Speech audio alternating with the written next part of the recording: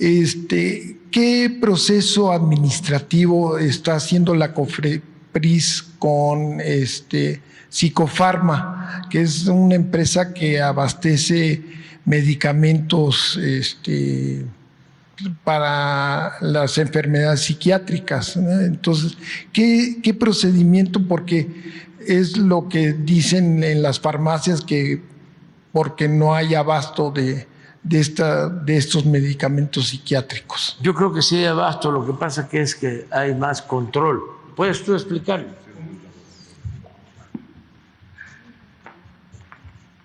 Con gusto, presidente. Gracias por la oportunidad. Gracias, Eduardo, por hacernos esta pregunta. Así como hablamos ahorita de la infodemia, de la desinformación orquestada por medios corporativos que están al servicio de empresas, en el caso que presenté de vacunas, este es el caso también de los medicamentos para las enfermedades mentales y algunas afecciones neurológicas. Se los explico de manera sintética y espero que esto sirva para disipar la desinformación que ha sido provocada deliberadamente. Hay una empresa que se llama Psicofarma S.A.D.C.B., que había sido monopólica en la proveeduría, es decir, en la venta de productos al sector público de salud, a las instituciones públicas.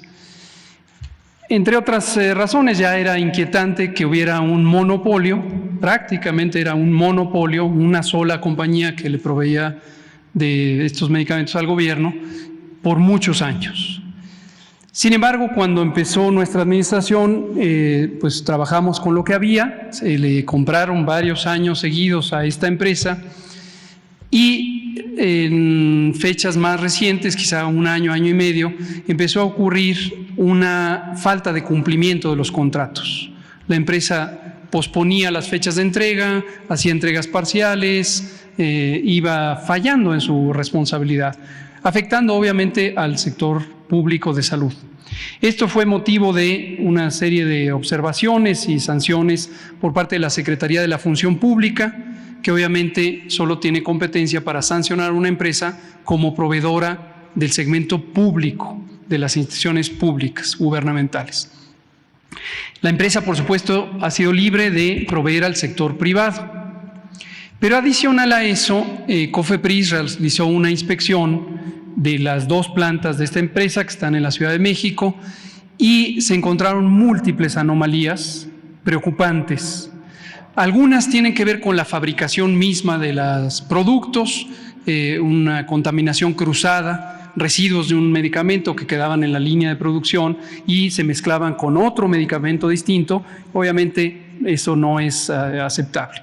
Y entre otras también había un problema importante de trazabilidad, o como se conoce técnicamente, de identificación de dónde estaban algunos lotes de sustancias activas. Aquí estamos hablando de psicofármacos, es decir, medicamentos donde algunos de ellos pueden ser estupefacientes. Y esto, entre otras cosas, lo supimos porque existe un mecanismo internacional que se llama la Junta Internacional de Fiscalización de Estupefacientes, JIFE. Esto es un convenio internacional en donde la producción en un punto del mundo, por ejemplo en la India, de precursores de medicamentos que también pueden ser usados con otros fines, como enervantes, debe ser seguida cuidadosamente. Entonces se hace un registro en el punto de producción y se debe informar, el gobierno del país donde se fabrica lo debe informar a esta JIFE, pero también el gobierno o las empresas le deben informar al gobierno y a la JIFE en el punto donde lo reciben. Y hay elementos donde no cuadra, se produjo más, se envió más, pero aparentemente llegó menos. Y ese es el problema de trazabilidad que parece tener otras preocupaciones importantes. COFEPRIS, obviamente, ejerciendo su responsabilidad, sancionó a esta empresa y le paró líneas de producción. Finalmente, lo que ocurrió es que esta empresa hizo algo muy parecido a lo que hizo otra empresa al inicio del sexenio, una empresa que era monopólica de medicamentos contra el cáncer, que retuvo medicamentos, decimos escondió medicamentos para el sector privado. Y entonces hay un desabasto en el sector privado. Nótese que en el sector público sí tenemos los medicamentos porque los compramos a proveedores internacionales.